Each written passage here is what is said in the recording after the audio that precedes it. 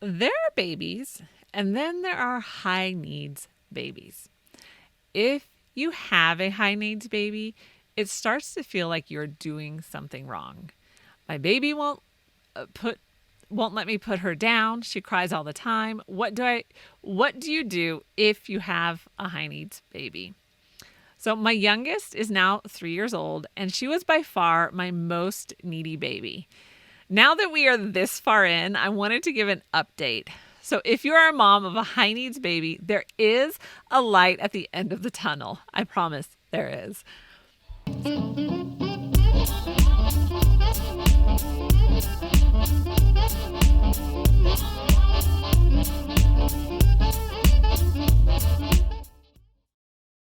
So, hey, moms, welcome to the Life Unboxed podcast, where we talk about all things momtrepreneur, from raising your kids to running a business, and the most important one, keeping your sanity.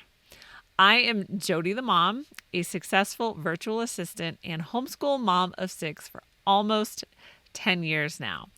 My goal is to give you as much help as possible so you can confidently start a business and homeschool your kids. So be sure to visit lifeunboxed.blog for a boatload of tips and tricks to help you work and homeschool successfully. Now let's get into this week's topic. So babies are cute and cuddly, and their smile and coo, it just melts your heart. They also cry, poop, and get gas, and then some babies are Klingons, Velcro babies, koala bears, you name it. The point is they won't let go of you. When you put them down to go to the bathroom, they arch their back and start screaming because how dare you walk away? Trying to work from home and homeschool your kids with a high needs baby is not an easy task. So does this sound familiar even a little bit? We all want to be adored and be seen as number one in the eyes of our fans. To have someone watch our every move and cry when we walk out of the room. We want to be the one that gets the biggest smile. We live in a culture where people seek it all the time. Just look at social media. But all this changes when your number one fan is your baby. And being a mom to a high needs baby is incredibly overwhelming. You feel like it will never change, and you aren't quite sure if you have what it takes. Mom, let me tell you, you can do it. So let's talk about the many shapes of a high needs baby, because babies come in all shapes, sizes, and temperaments. After 6 kids, I've seen how true this is. None of my kids have similar personalities. None of them. I guess they didn't get the memo that it would be really helpful if they could be the same. So they may have some similarities, but for the most part, they are all very different. I've had easy babies that were content to sit in one spot on the floor and play with the toys around them. Then there are the babies that stand at the baby gate to cry and fuss while making dinner every single night. I've had high energy babies that wake up at the crack of dawn, ready to play and take on the world. Then there is the high needs baby. This is the baby that is more demanding, often fussy, and more difficult than others. So out of 6 kids, I would say that I had 2 high needs babies and 1 very high needs toddler. And they were all equally different in their level of high needs. Yay! When you have a high needs baby, it can feel like you're doing something wrong. You try to soothe the crying, but nothing seems to work. You search the internet at 3 a.m. looking for any answer, even if it's just to give you a little glimmer of hope. Now, of course, you should always consult a doctor to rule out anything physical. In my experience with my high needs babies, I just found that they just needed more time to grow. So let's talk about the frustrated high needs baby. So I had my first high needs baby while I was still working in an office. So we had a whole daycare staff to help us. And some days he defeated all of them. So he was a screamer and was constantly fussing for me. He didn't sleep very well and was just difficult. We walked around asking every veteran parent for advice. We just needed a glimmer of hope. We really did. So even though he was in daycare during the day, we were still pulling our hair out. But we finally did get an answer. One of the parents that we asked said it sounds like he's frustrated, that his brain is developing faster than his body and he is just frustrated. My fellow moms, that was the answer. So we started teaching him baby sign very young, and once he started moving, the fussiness subsided. But to be honest, he didn't fully grow out of this until he was about 5. Yep, took that long. But things progressively got better as he learned better communication skills. Now he's one of the most chill kids you will ever meet. But those were some very tough years. We didn't get an answer until he was about 9 months old. Then we weren't sure if frustration was actually correct, but we started testing it out. Once we saw how much better he did when he could communicate and move, we knew that frustration was the reason for the constant crying. Although we had the answer and a game plan, it still took all of these years for him to grow out of it. The next high needs baby is more of the high needs toddler. So I had just been laid off and I was home with my 18-month toddler and a kindergartner at the time. She did go to school, but it was only half day. So in the midst of trying to get my virtual assistant business off the ground and still applying for other jobs, I had this rambunctious and highly emotional toddler. He was into everything, more than any of his siblings before him.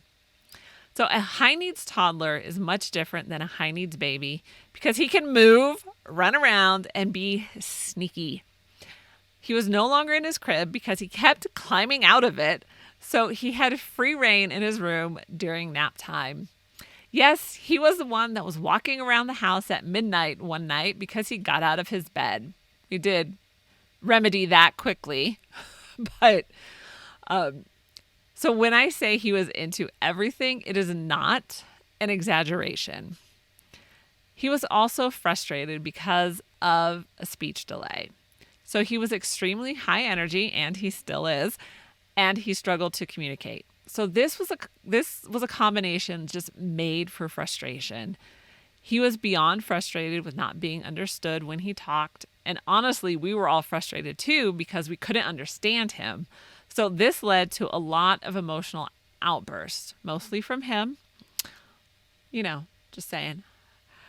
And honestly, these took a while to work through. There were a few things that I did. So the first, I started using Peace and Calming on him every morning. So it's an essential oil from Young Living, and the improvement was totally amazing because I was desperate. So anything that promised some peace, I was willing to try. The emotional outbursts didn't disappear, but he was able to start controlling them better. Second, if he was going to pitch a fit, it had to be in his room. It is amazing how quickly kids calm down when there is no longer an audience around. Third, we started with speech therapy. So this came around 3 years old because we couldn't afford it before. Remember, I was just laid off. So when he was 2, I tried to get him speech therapy through the school district, but he spoke too well for them. But we can talk about how school systems fail struggling kids another time. So anyway, he is definitely not a chilled kid. There is way too much energy in him for that. But I am amazed at how well he does carry himself. I think back to those years where there was a lot of emotional outburst. And then I see where he is now, and I truly am amazed. Okay, now our third one is our struggling high needs baby. So my last baby was also high needs, but very different than the first or the second. So this time I was working from home, homeschooling 3 kids. One was going to kindergarten, and I had a toddler hanging around too. Baby girl was born with a very tight tongue and lip tie. So So this prevented her from getting the milk while she nursed. So I had to triple feed her. And yes, I had to write a post about that one. So I will leave the description in the link below. Since she struggled to eat right at first, we spent a lot of one-on-one time together, solely focused with getting her a full belly. And this required a lot of time. The result being that she was a completely Klingon baby. She really, really, really, really only wanted mommy. And for a long time, the only way to get her to sleep was if someone held her. So I kept her wrapped on me as she got bigger, I strapped her to me with the Ergo, which it is my favorite baby carrier. And yes, the link will be in the description below. It is an affiliate link, so you get something awesome and you support the show. So win-win for everyone. But this was such a stressful time. I'm trying to get her nursing full time, and that took 3 months. And my only thought was it was never going to happen. I'm going to be spending all my time feeding her because each feeding took an hour or more. I put my work emails on my Kindle so I could still keep up with everything while I fed her. But thankfully, I had a lot of helping hands. The older kids were always available to hold her. And eventually she was okay with her brothers or sister holding her. But it took a while to get there. The baby stage always feels like the days are so long. You can't imagine how you will get through it. Then looking back, you realize how short that time really was. 3 years later, she is probably the easiest toddler that I have. There is a light at the end of the tunnel. Once she learned to walk, she could get to me anytime, so she was happy. So at the moment, her big sister is the favorite. She didn't stay high needs, although it felt like we would never get beyond this stage. We eventually did. All right, there is an emotional toll of a high needs baby.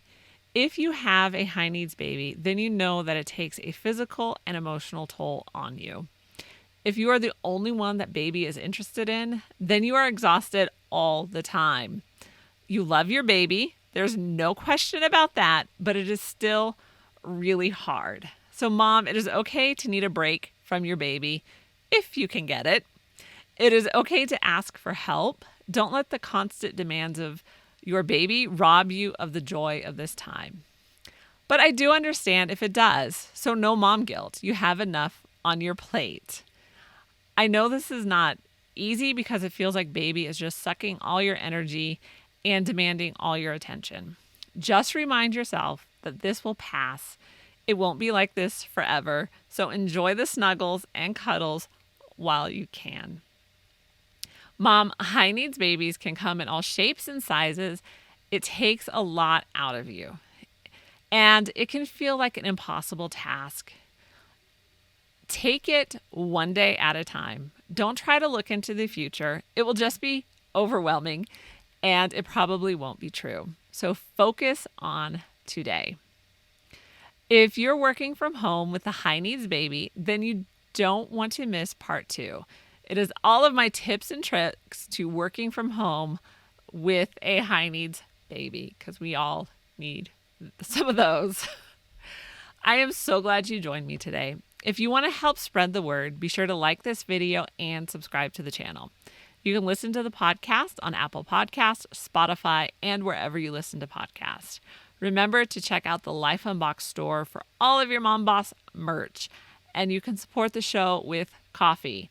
Visit Ko-fi, that's ko-fi.com/Life Unboxed blog to buy this tired mama a cup of joe. And for more great momtrepreneur content, follow Life Unboxed on social media or check out lifeunboxed.blog. And be sure to share the podcast and video with your friends. And I will see you in the next show.